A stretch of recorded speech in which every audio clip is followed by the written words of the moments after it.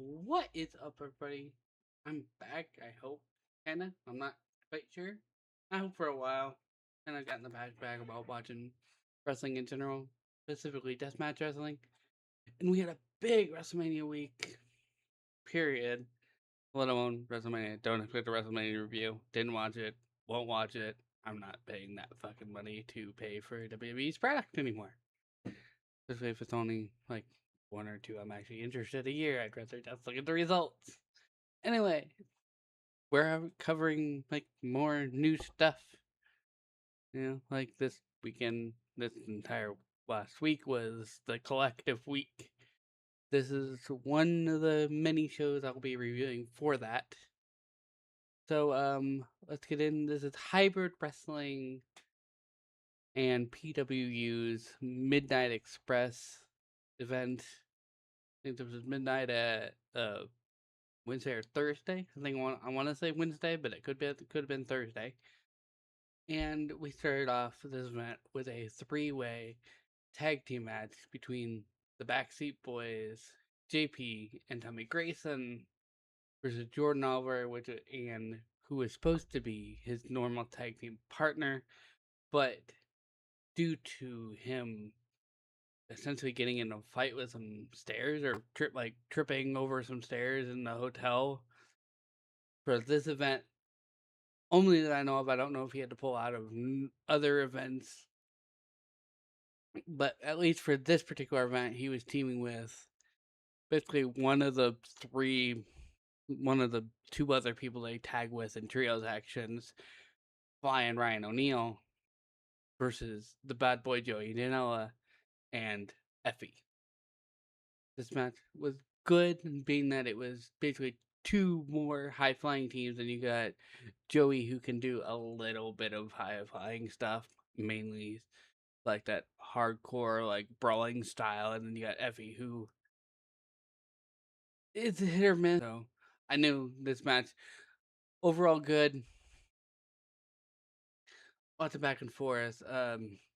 Flying Ryan O'Neal takes the pin with move that called the T gimmick. Basically, it does a T pose into a slam, like a razor's edge or whatever, from the Backseat Boys.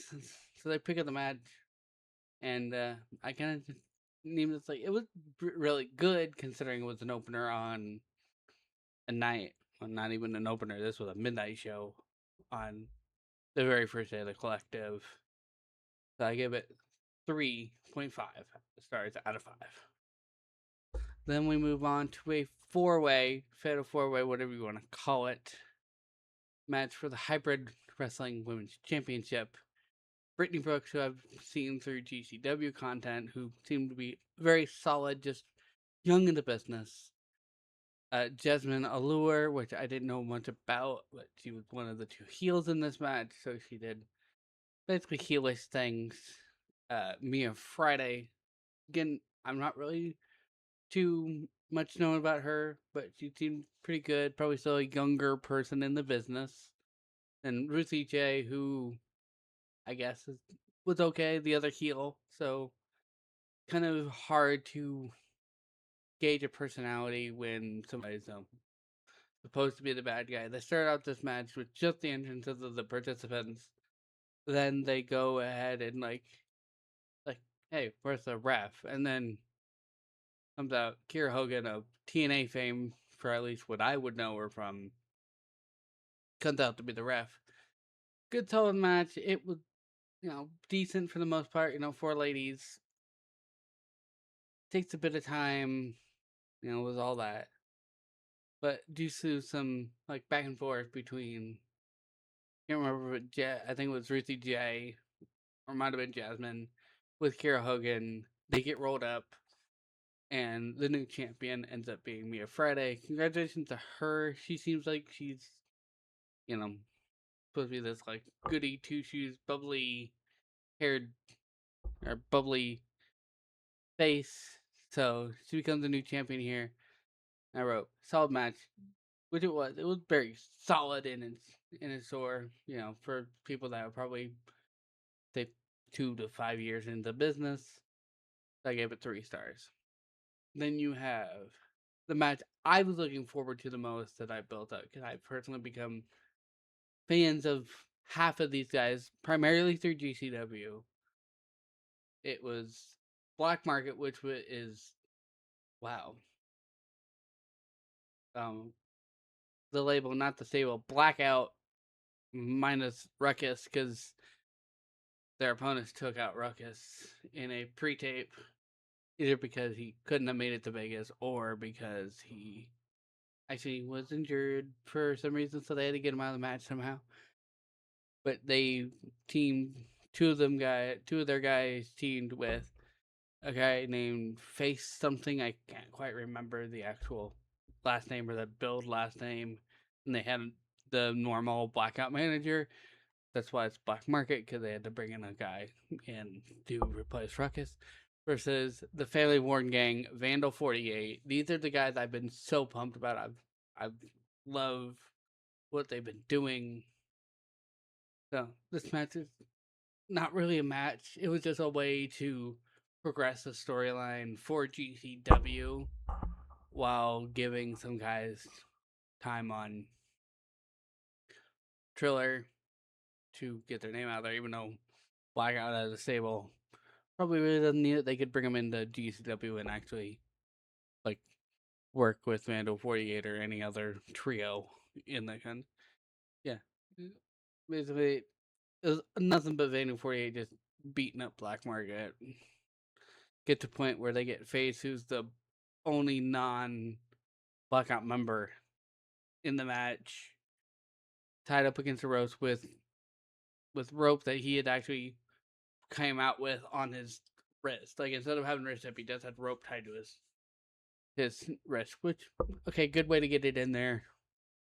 You know, they played up. Well, where'd they get the rope from? Because it was slowly falling off anyway.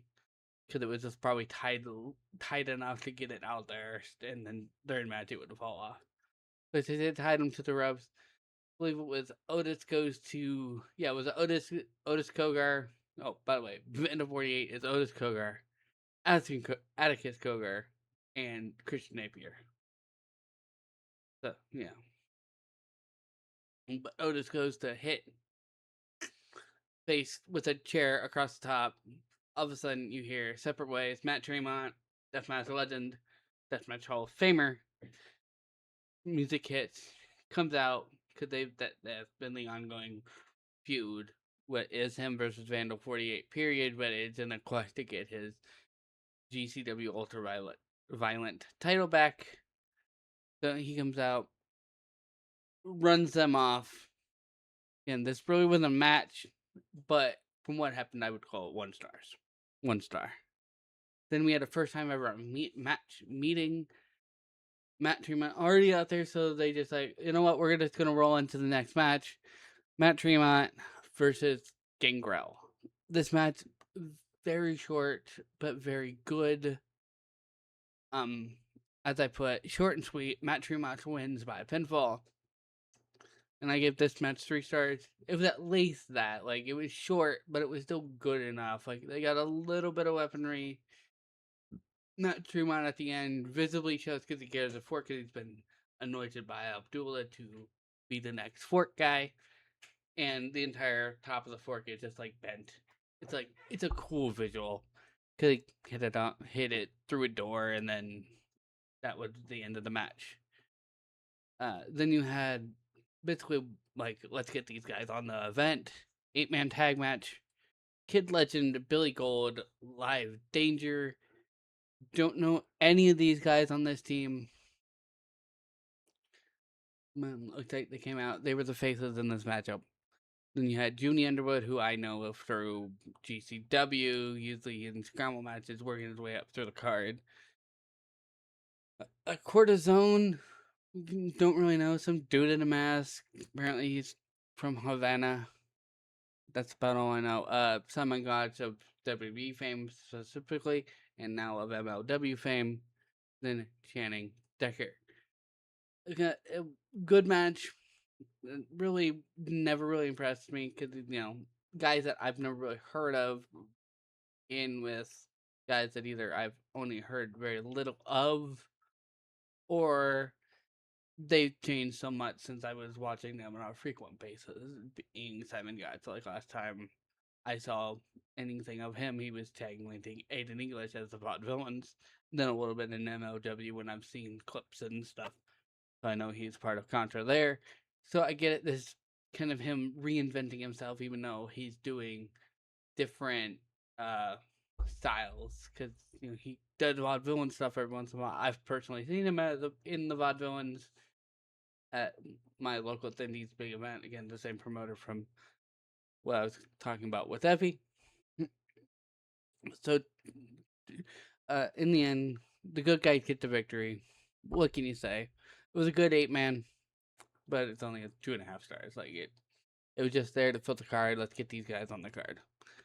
Now, this was a match that was originally billed as a 5-person scramble and ends up being an 8-person scramble. And they added, I think they replaced 1 and added 3. You had Angel Metro, who's an upcoming, definitely an upcoming, not only deathmatch performer, but overall performer. She recently had a match at ICW No Holds Barred 91 with his ICW No Holds Barred's final show, but Danny DeMonto did say, hey, the chains are continuing because they wrestle in a chain ring instead of with ropes, and it's all death matches. So she had a good match there. And then Angel Orsini, who earlier in the night came out with the Backseat Boys, who's apparently an ECW original. Again, this is where my knowledge of the original ECW just kind of comes into play a little bit, because I'm just not sure. And if the volume of my voice changes because I turned you down, because I was tired of you seeing it big, because my voice is fairly loud even though it's raspy right now. And then we had the champion, because it's what's for the Silver Skywalker Championship. Don't really know. It's a hybrid wrestling title. Most of their titles end up looking the same. They're like the not the big gold, the Winged Eagle belt, except it's all silver and black.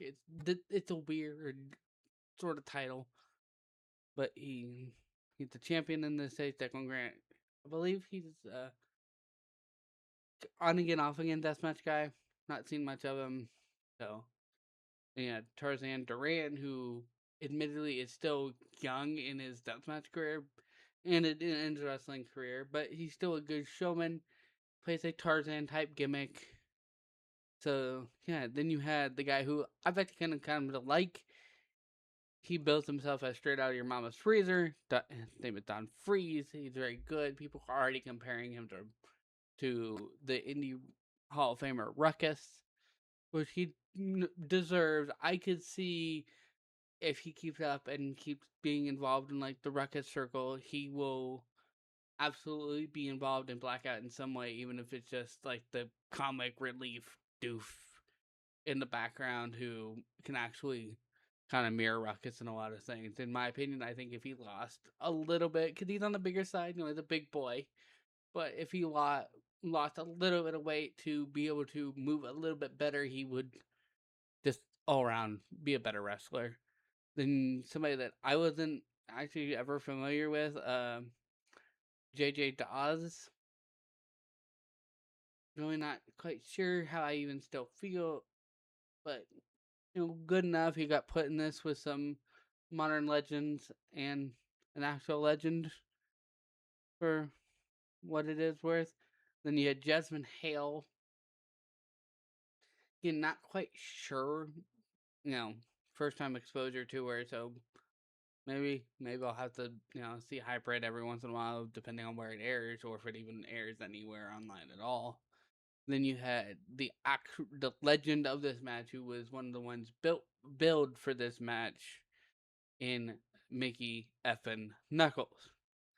Now, this is one of my favorite deathmatch competitors of all time. She's very good in the ring, obviously. Partially trained by Chris Hero and all those guys from IWA Mid-South. But she is tough as nails. She came up the hardest way possible. She dealt with a lot of shit. So yeah, this match dipped into the hardcore realm a little bit. They used a little bit of weaponry, but not really like deathmatch style, but more of just like, hey, let's get a chair and a door and stuff like that. Like what would be considered modern hardcore. So, but at the end of the day, your winner by pinfall, because every match on this content on this card ended in pinfall, with Declan Grant holding on to his Silver Skywalker Championship. Yeah, not bad. I wrote all around good match, but 3.5 stars. So let's move into a match that was originally this match was originally supposed to have somebody else in it, not somebody else with PCO, and he either didn't show up or whatever. They just said he wasn't there. It's one called Mander who, until recently, I mean, like within the last month, I didn't know he's from the Dakota, like South Dakota, maybe North Dakota. Trained at Black and Brave Wrestling Academy in Davenport, Iowa, and was an Iowa Hawkeye in college. So like he's very much tied to my home state. One called Manders versus his normal tag team partner, Thomas Shire. This was a very good match considering these two know each other. They've been tagging a lot. They've tagged in GCW, in WXW. I think they've even tagged in New Texas Pro, which is another one that Manders works for frequently. So they've just tagged with each other all over the place. And it was good. You know, what's hilarious? It was meat slapping meat. It was a Haas fight. I love it. This was actually what I considered the best match of the night, even though I had no clue it was even on this card, because it wasn't. I gave it 4 stars. I did nothing but a good old Haas fight.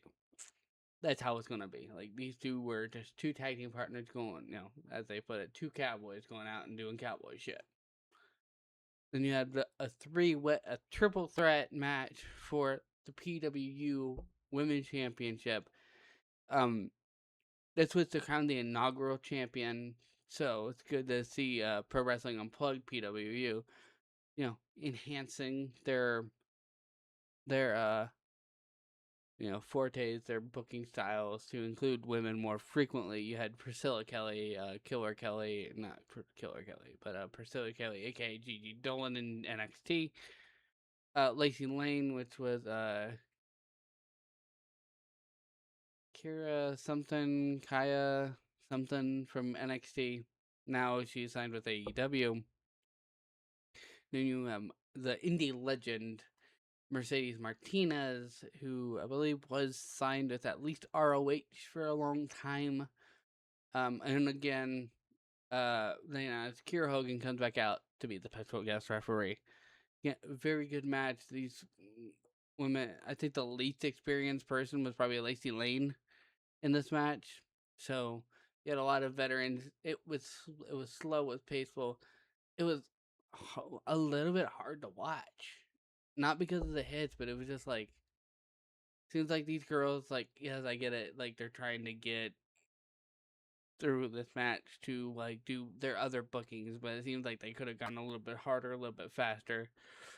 But it was a good match. Like that's basically it. Like it was good, it was solid. Um, Mercedes Martinez picks up the win, becomes the champion. We'll see how. We'll have to wait to see how long she actually holds on to that title. But I give it 3 stars. Then you had your main event for the evening, which I literally just watched right before I finished this recording.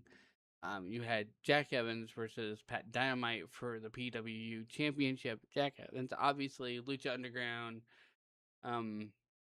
AEW for the first 2 years.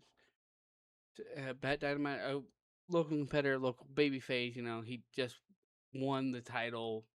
I think literally the week before is what they were saying on commentary. So yeah, good match. It felt slow because it seemed like Jack Evans just wasn't doing a whole lot of his like signature like fast paced stuff. I don't know if it was because Pat Dynamite just couldn't have kept up, or if he's so young in his career that he doesn't get the pacing, so Evan just didn't want to risk even like hurting himself. Again, this could have been one of many bookings either one of these guys had this weekend. But good. This was the lowest match this lowest starting rating I gave this match. I gave it 2.5 stars. I just couldn't give it more. It just didn't feel like it deserved more. It was good, but it was just slow, and Evans just had control the entire time. Which I get it. Probably a younger kid just needed to understand that. Well, you would definitely see me again because I have like five, 6 more shows I'm gonna reveal. But for now, yes, the channel has changed. The face is still the same, but remember, I will try to be around more often, not only on this channel, trying to get my gaming channel, Patty Cakes. As always, links for everything are going to be in the description. Gonna have to update a lot of stuff because a lot of those social medias that I had there, just I don't use because I kind of grew up. I uploaded the last video when I was like around 19, 20 on this channel, and I'm 30 now.